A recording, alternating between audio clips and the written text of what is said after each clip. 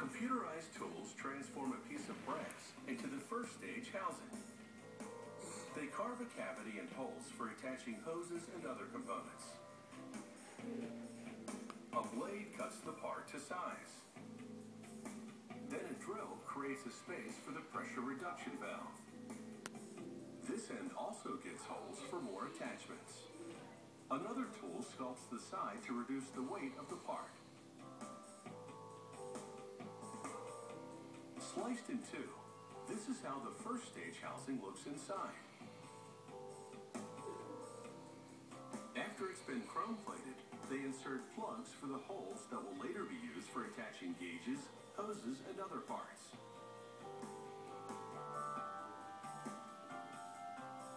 The fitting that connects the regulator to the scuba tank goes into a holding device, while the technician assembles a special valve for keeping salt water out. He fits a piston onto the end of a spring, and then slips the assembly through a hole to confirm it's the right size. He installs a filter on the other end of the spring. Now he inserts the valve in the fitting. He secures it with this rubber ring, pressing it into a groove in the fitting. The valve appears to be firmly entrenched. He presses it to confirm it operates correctly. And he pumps water into a bunch of these fittings to confirm the valves inside are indeed watertight. He attaches a rubber cover and a chrome-plated yoke to the fitting. Then installs this assembly in the housing, using a long-handled socket wrench to get the right torque.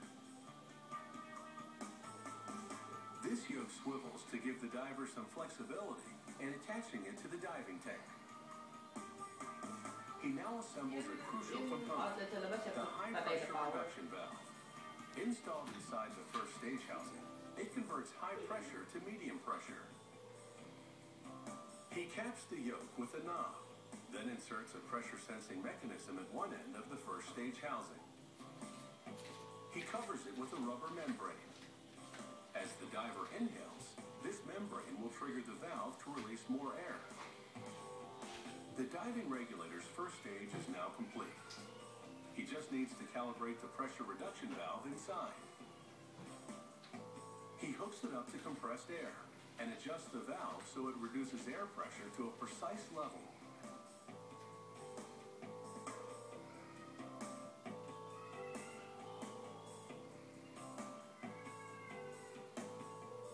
He immerses it in water to test for air leaks. There are a few bubbles from plunging it underwater, but nothing that would indicate a problem.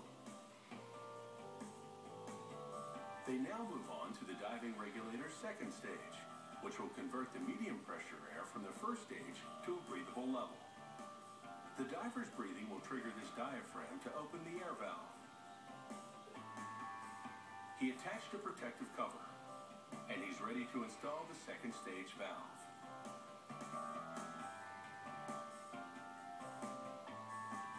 After he inserts it in the second stage housing, the technician makes an initial adjustment.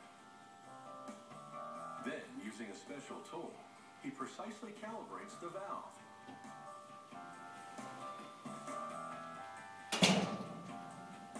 He removes the diaphragm for the last steps, so he reinstalls it.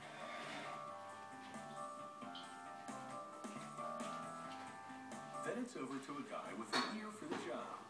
As air is pumped into the second stage, he listens for hisses that would indicate a leak.